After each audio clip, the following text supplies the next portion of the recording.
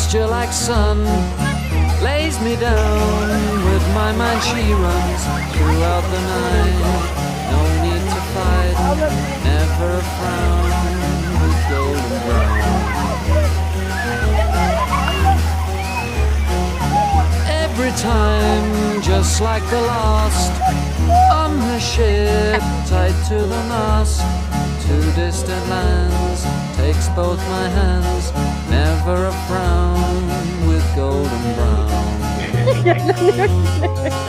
Yaylanın çiğneyi.